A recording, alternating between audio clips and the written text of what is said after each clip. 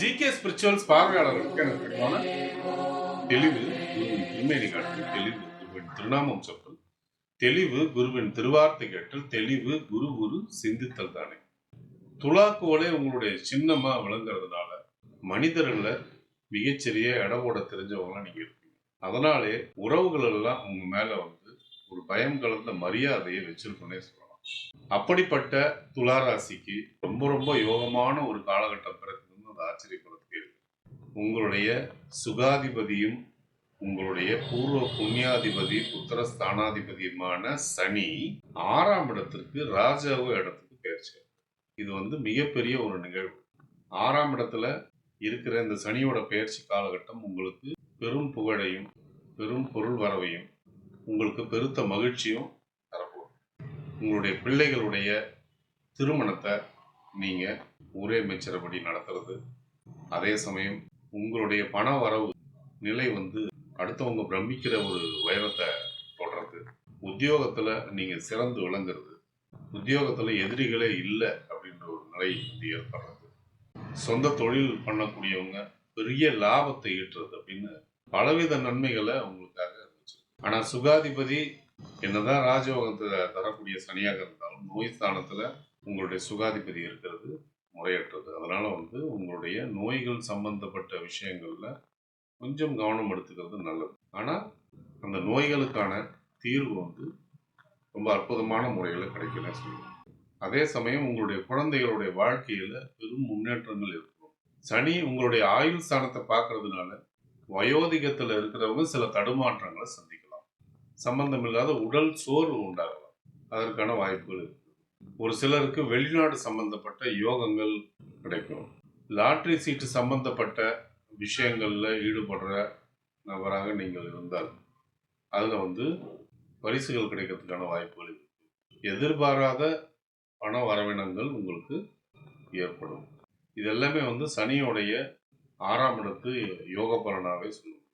சனி தன்னுடைய 3ஆம் பார்வையா உங்களுடைய ஆயுள் ஸ்தானத்தை பார்க்குது. ஆயுள் ஸ்தானத்தை பார்க்கும்போது உங்களுடைய பூர்வீக சொத்துல உள்ள வில்லங்கங்கள் விலகிற நேரம் இது. அதற்கான வழக்கு வியாஜயங்கள்ல நீங்க வெற்றி அடைகிறதுக்கான வாய்ப்புகள் உண்டு.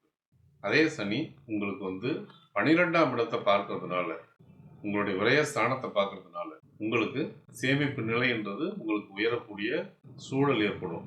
கணவன் மனைவிக்குள்ளார உள்ள கருத்து வேறுபாடுகள் மறையும். கணவன் மனைவிக்குள்ளார ஒரு இணக்கமான போக்கு ஏற்படும். இளைய சகோதர சகோதரிகள் கிட்ட கருத்து வேறுபாடுகள் ஏற்படும். மூத்த சகோதர சகோதரிகள் கிட்ட இணக்கம் ஏற்படும். சனி தன்னுடைய 10ஆம் பார்வையா உங்களுடைய 3ஆம் இடத்தை பார்க்கும்போது உங்களுடைய தைரியம் கூடும். நீங்க உங்களுடைய தைரியமான முடிவுகளால வாழ்க்கையை திறம்பட எடுத்துட்டு போக முடியும். தயக்கங்கள் இனிமே இருக்காது. 6ஆம் இடத்துல சனி வந்து குருவோட வீட்டுல போகிறதுனால புத்திர பாக்கியம் உண்டாகிறதுக்கான வாய்ப்புகள் உண்டு. திருமண யோகமும் இந்த துளாராசிக்கு அதிகமா இருக்கு. மாணவர்கள் ரொம்ப சிறப்பா இருப்பாங்க. மாணவர்கள் ரொம்ப சிறப்பா படிப்பாங்க. முக்கியமான தேர்வுகள்ல வந்து அவங்க வெற்றி பெற்று சாதனை படைப்பாங்க. சனி பூரட்டாதி நட்சத்திரத்துல சஞ்சாரம் செய்யும் போது தங்கம் சேர்க்கக்கூடிய ஆசை உண்டாகும். அந்த சேமிப்பும் உருவாகும். அதே சமயம் நோயோடைய தாக்கங்கள் அந்த நேரத்துல தலைதூக்கும்.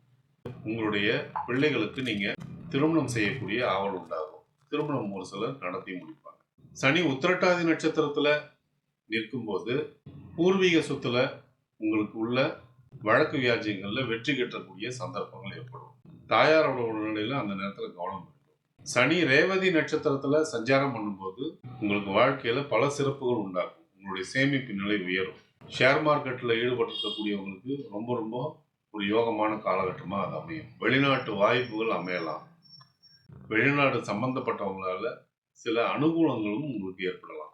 சொந்த தொழில் பண்ணவங்களுக்கு அந்த நேரத்துல மிகுந்த யோகங்கள் ஏற்படும். பொதுவாகவே சனி வந்து 6க்கு வந்ததுன்னா உங்களுக்கு லாபங்கள் மிகுந்து காணப்படும். உத்தியோகத்துல எதிர்பாராத பதவி உயர்வு, சம்பள உயர்வு இதெல்லாம் ஏற்படுறதுக்கான வாய்ப்புகள் இருக்கு. சொந்த தொழில் பண்ணக்கூடியவங்க மருத்துவம், ஜோதிடம், கல்வி, கெமிக்கல், மர வேலைகள், விவசாயம், உரம் சம்பந்தப்பட்ட விஷயங்கள் இதிலெல்லாம் வந்து மிகப்பெரிய ஆதாயங்கள் ஏற்படும். சனியோட வக்கர காலகட்டங்கள்ல உங்களுக்கு பணத்தட்டுப்பாடு ஏற்படலாம், மன உளைச்சல்கள் ஏற்படலாம். அந்த சனியோடைய வக்கர காலகட்டங்கள் 2 காலகட்டங்கள்ல வரதுனால அந்த நேரத்துல காரிய தடைகள் ஏற்படலாம். அதை வந்து நிவர்த்திக்கிறதுக்கு நீங்க அன்னதானம் செய்யறது உங்களுக்கு சிறப்பை கொடுக்கும். பொதுவில் இது ராஜயோக சனியா உங்களுக்கு விளங்குது. ஆனால் பழைய கடன்கள் அடைஞ்சு புதிய கடன்கள் ஏற்படக்கூடிய காலகட்டமாகவும் இது இருக்கும். ஆனால் பேராசையின் விளைவால பெரிய கடன்கள்ல நீங்க மாட்டிக்கூடாது. ஏன்னா கடன்கள் எளிதில் கிடைக்கக்கூடிய நேரம் இது. இந்த ராஜயோக சனியோட யோகத்தை அதிகரிச்சுக்கவும், அதனால ஏற்படக்கூடிய ஒரு சில தீமைகளை நீங்க குறைச்சிக்கவும் நீங்க வழிபட வேண்டிய தெய்வம் திருநள்ளாறு தர்பாரண்யேஸ்வரர்.